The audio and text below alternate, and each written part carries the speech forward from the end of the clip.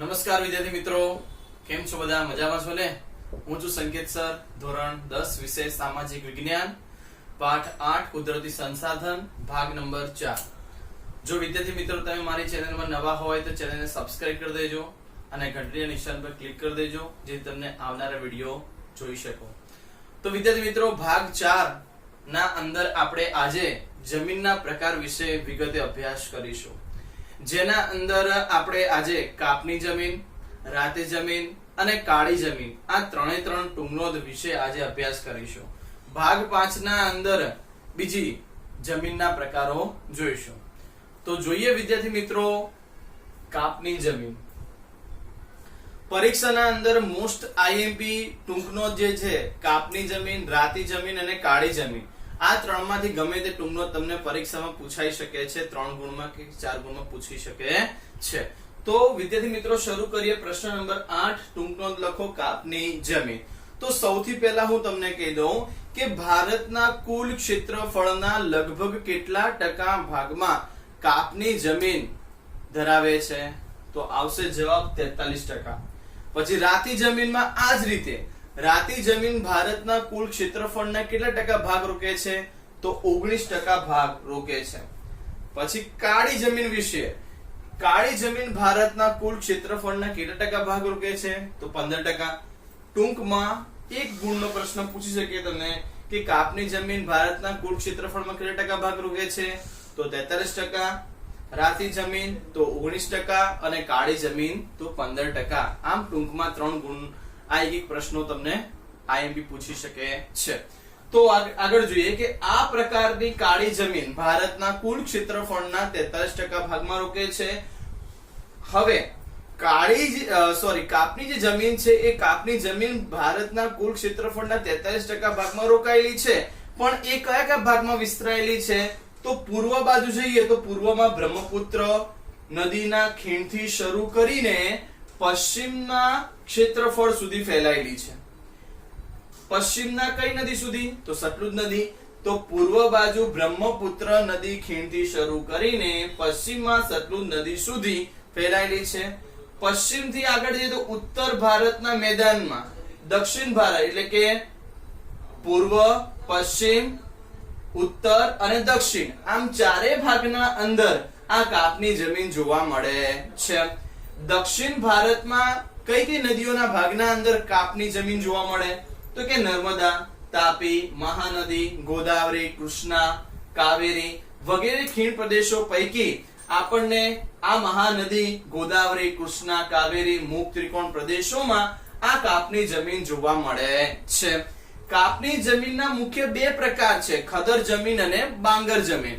વિદ્યાર્થી મિત્રો, તમને પાઠ્યપુસ્તકના અંદર આના વિશે ખદર અને બાંગર લખેલું નથી, પણ જૂના અભ્યાસક્રમ પ્રમાણે જોઈએ તો કાપની જમીનના અંદર તમને કાપની જમીન જે છે એના મુખ્ય 2 પ્રકાર પડે છે, ખદર જમીન અને બાંગર જમીન. તો પ્રશ્નો થાય કે ખદર જમીન એટલે શું અને બાંગર જમીન એટલે શું? ખદર જમીન એટલે શું કે નદીઓના નિક્ષેપણને કારણે નવા કાપ રચાય છે, જેને ખદર જમીન કહેવાય. અને નદીઓના ઉપરવાસના જૂનો કાપ પથરાતો જે જૂના કાપની જમીન કહેવાય. ટૂંકમાં ખદર જમીન એટલે શું? નવા કાપની જમીનને ખદર જમીન કહેવાય અને જૂના કાપની જમીનને બાંગર કહેવામાં આવે છે. તો વિદ્યાર્થી મિત્રો, આ હતા એના બેટા પ્રકારો. તો તમને આટલું ખબર પડી ગઈ. ફરીથી તમને કહી દઉં કે કાપની જમીન ભારતના કુલ ક્ષેત્રફળના કેટલા ટકા ભાગ રોકે છે? તો 43% ભાગમાં રોકે છે. ક્યાં જોવા મળે છે? પૂર્વમાં બ્રહ્મપુત્ર ખીણથી શરૂ કરીને પશ્ચિમમાં સતલુજ નદી સુધી, સતલુજથી આગળ ઉત્તર ભારતના મેદાનમાં અને ઉત્તર ભારતથી પછી દક્ષિણ ભારતની કેટલીક નદીઓમાં જોવા મળે. કઈ કઈ નદીઓ? નર્મદા, તાપી, મહાનદી, ગોદાવરી, કૃષ્ણા, કાવેરી ના ખીણ પ્રદેશો પૈકી જોવા મળે છે. આ ઉપરાંત કેટલીક મહાનદીઓમાં મહાનદી, ગોદાવરી, કૃષ્ણા, કાવેરીના મુખ ત્રિકોણ પ્રદેશો પૈકી આપણને કાપની જમીન જોવા મળે છે. કાપની જમીનના મુખ્ય 2 પ્રકાર છે, ખદર જમીન અને બાંગર જમીન. ખદર જમીન ટૂંકમાં શું કહેવાય? નવા કાપની જમીનને ખદર કહેવાય અને જૂના કાપની જમીનને બાંગર જમીન કહેવાય છે. તો આટલું ખ્યાલ આવે વિદ્યાર્થી મિત્રો. આગળ જુઓ, કાપની જમીનનું નિર્માણ નદીઓના નિક્ષેપણને કારણે તૈયાર થતું હોય છે. આ પ્રકારની જમીનના અંદર પોટાશ, ફોસ્ફરિક એસિડ અને ચૂનાનું પ્રમાણ વધારે પ્રમાણમાં હોય છે. ફરીથી કહી દઉં તમને કે કાપની જમીનમાં કયા તત્વનું પ્રમાણ વધારે હોય છે? પોટાશ, ફોસ્ફરિક એસિડ અને ચૂનાનું પ્રમાણ વધારે હોય છે. જ્યારે ત્રણ તત્વો એટલે પોટાશ, ફોસ્ફરિક એસિડ અને ચૂનાનું પ્રમાણ, આ ત્રણનું પ્રમાણ વધારે છે. જ્યારે બીજી બાજુ જોઈએ તો નાઇટ્રોજન અને હ્યુમસ ની માત્રાનું પ્રમાણ ઓછું છે. હવે આ કાપની જમીનમાં નાઇટ્રોજન અને હ્યુમસ ની માત્રા ઓછી છે, તો નાઇટ્રોજનનું પ્રમાણ વધારવા માટે શું કરવું જોઈએ? નાઇટ્રોજનનું પ્રમાણ વધારવા માટે કઠોળના પાક લેવામાં આવે તો કાપની જમીનમાં નાઇટ્રોજનનું વધારે પ્રમાણ થઈ શકે છે. જો અહીં લખ્યું છે વિદ્યાર્થી મિત્રો કે જ્યારે નાઇટ્રોજન અને હ્યુમસની માત્રા ઓછા પ્રમાણમાં છે, જો કાપની જમીનના અંદર કઠોળનો પાક લેવામાં આવે તો નાઇટ્રોજનની સ્થિરતાના પ્રમાણમાં વધારો થઈ શકે છે. આ ઉપરાંત આ પ્રકારની જે કાપની જમીન છે એ કાપની જમીનમાં કયા કયા પાક લેવામાં આવે છે? તો કાપની જમીનમાં ઘઉં, ચોખા, શેરડી, શણ, કપાસ, મકાઈ, તેલીબિયા વગેરે પાકો લેવામાં આવતા હોય છે. તો વિદ્યાર્થી મિત્રો, તમને કાપની જમીન ખ્યાલ આવી ગઈ. હવે આપણે જોઈશું રાતી જમીન. તો રાતી જમીનમાં પહેલો પ્રશ્ન કે ભારતના કુલ ક્ષેત્રફળના લગભગ કેટલા ટકા ક્ષેત્રના ભાગમાં રાતી જમીન છે? તો જવાબ શું આવશે વિદ્યાર્થી મિત્રો? 19% ભાગ. કાપની જમીન કે તો કેટલા ટકા? 43%. રાતી જમીન તો 19% અને કાળી જમીન તો 15%. આ ખાસ તમારે યાદ રાખવાનું છે. ટૂંક નોંધ લખો તો પહેલો મુદ્દો આ તમારે ખાસ લખવાનો રહેશે. તો રાતી જમીન ભારતના કુલ ક્ષેત્રફળમાં લગભગ 19% ભાગ રોકે છે. રાતી જમીન દ્વીપકલ્પના તમિલનાડુથી માંડીને ઉત્તરના બુંદેલખંડ સુધી અને પૂર્વ મહાલયની ટેકરીઓના પશ્ચિમ કચ્છ સુધી વિસ્તારમાં આ રાતી જમીન વિસ્તરાયેલી છે, ફેલાયેલી છે. વિદ્યાર્થી મિત્રો, આ જે રાતી જમીન છે, રાતી જમીન ભારતના કયા કયા ક્ષેત્રોમાં ક્યાં ક્યાં ફેલાયેલી છે, ક્યાં વિસ્તરાયેલી છે?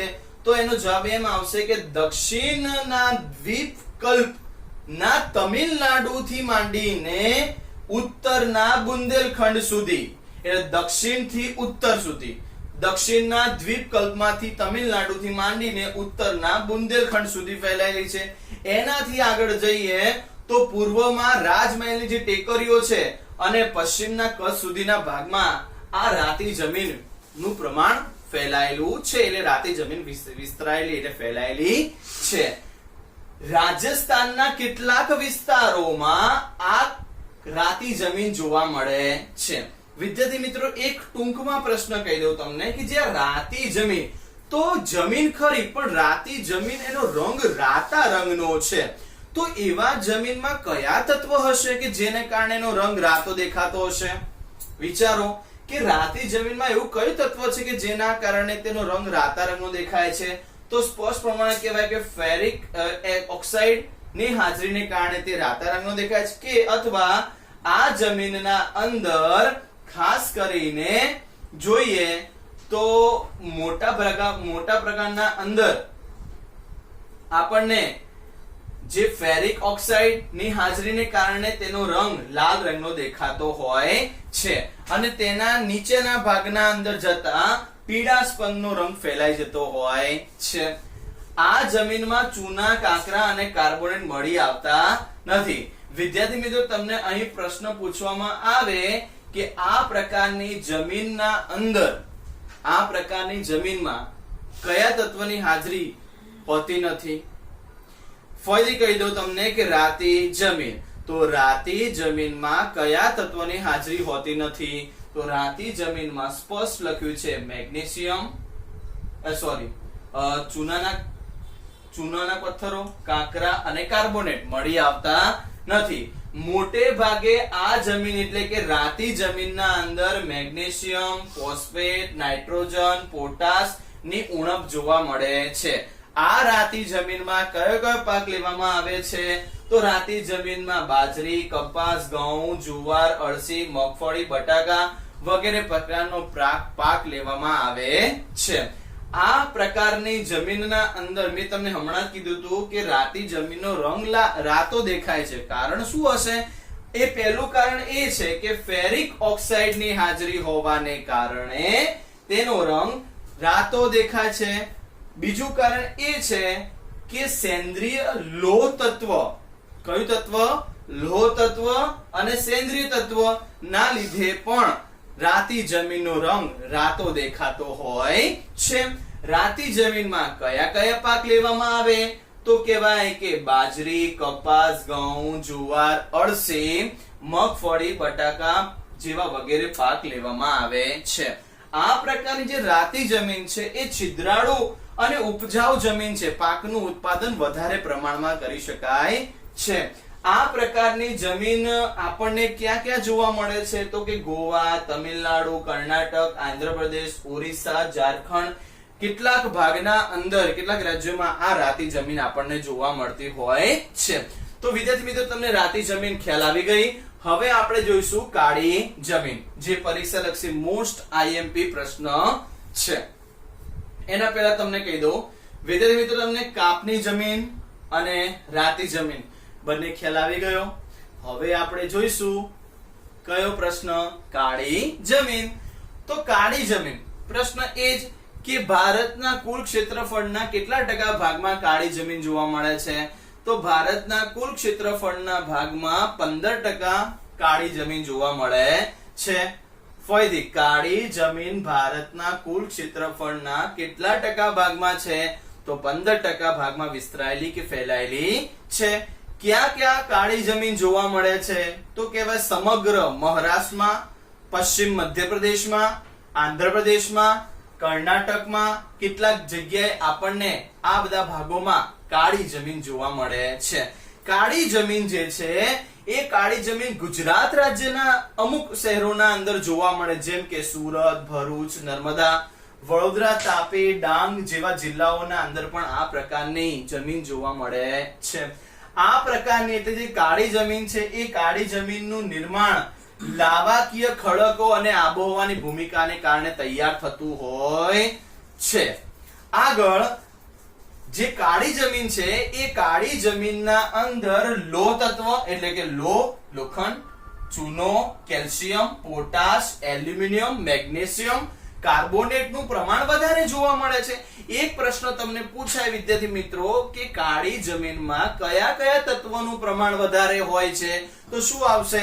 કાળી જમીનમાં લોહ તત્વ, ચૂનો, calcium, potash, aluminium, magnesium, carbonate જેવા તત્વોનું પ્રમાણ વધારે હોય છે, જેને કારણે કાળી જમીનની ફળદ્રુપતા ખૂબ જ સારી હોય છે. કાળી જમીનમાં પાક ખૂબ પુષ્કળ પ્રમાણમાં થતો હોય છે.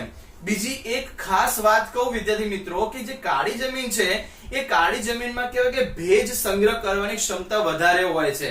એ ટૂંકમાં કાળી જમીન લાંબા સમયગાળા સુધી પાણીનો સંગ્રહ કરી શકે છે, એટલે કે જે ભેજ સંગ્રહ કરવાની ક્ષમતા ખૂબ સારી હોય છે, જેને કારણે કપાસના પાક માટે આ કાળી જમીન ખૂબ જ ઉપયોગી બનાય છે.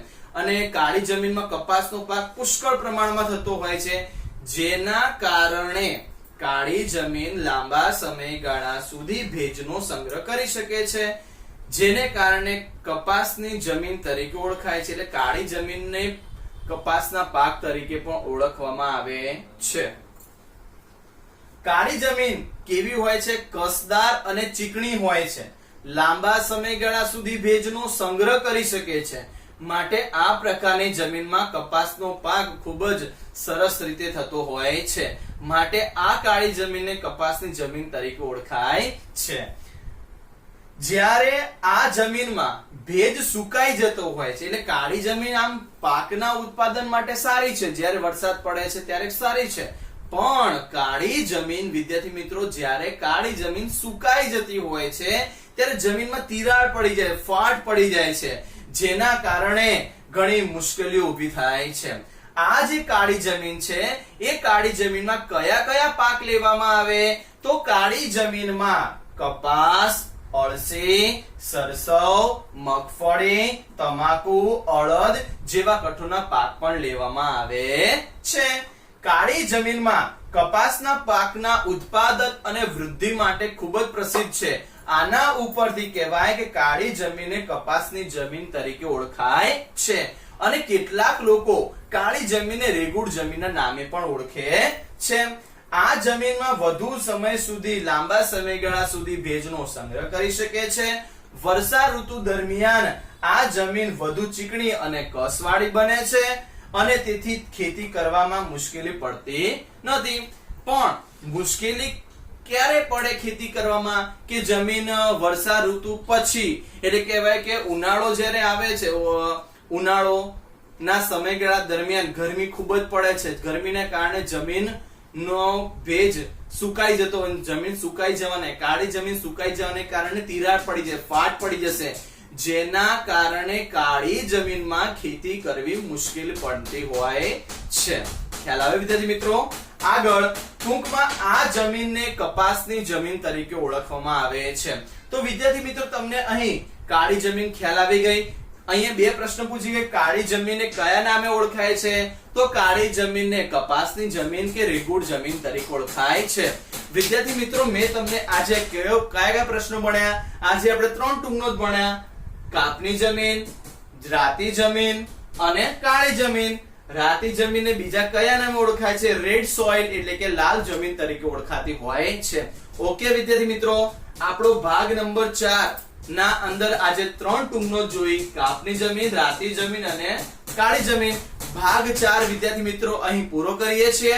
ભાગ 5 ના અંદર આપણે અન્ય જમીનોના પ્રકાર ભણીશું. તો મળીશું હવે ભાગ 5 માં.